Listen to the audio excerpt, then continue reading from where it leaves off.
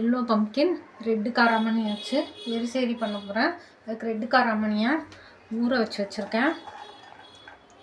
இன்னும் கொஞ்சம் உப்பும் மஞ்சள் பொடியும் போட்டு குக்கரில் வேக வச்சுக்கலாம். குக்கரில் உப்பு மஞ்சள் பொடியும் போட்டு காராமணியை வேக வச்சுருக்கேன். வேகிறதுக்குள்ளே பூசணிக்காயும் கட் பண்ணிக்கலாம்.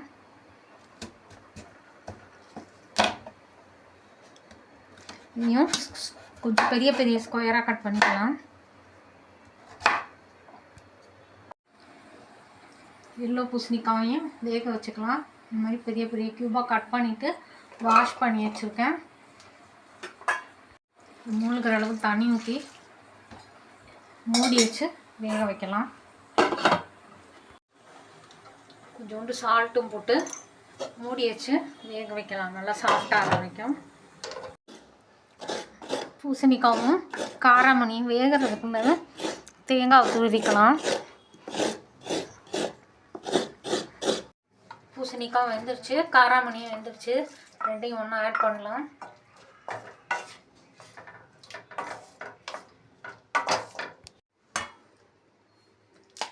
பச்சை மிளகாய் காரத்துக்கு துருவின தேங்காய் ஒரு கைப்பிடி, அரை ஸ்பூன் ஜீரகம், ஒரு 8 மிளகு போட்டு கொஞ்சமாக தண்ணி ஊற்றி அரைச்சிக்கலாம். கொஞ்சம் கொரப்பாக அரைச்சிக்கணும். இந்த மாதிரி லைட்டாக கொரப்பாக அரைச்சிக்கோங்க.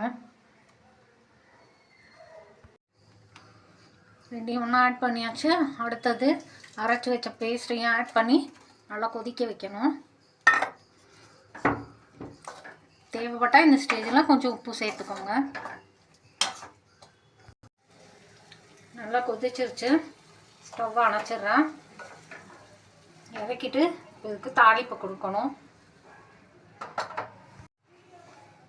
தேங்காய் எண்ணெயிலேருந்து தாளிக்கணும். ஒரு ஸ்பூன் தேங்காய் எண்ணெய் ஊற்றுறேன்.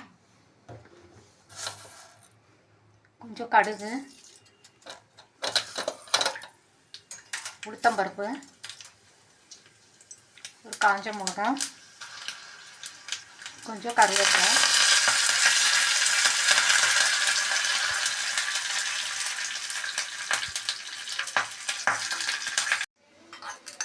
தாளிச்சதை ஆட் பண்ணிடுறேன். ஆட் பண்ணி நல்லா மிக்ஸ் பண்ணிட்டாங்க. எரிசேரி ரெடி.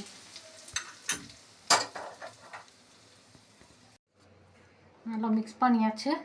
எரிசேரி சர்வ் பண்ணுறதுக்கு ரெடி.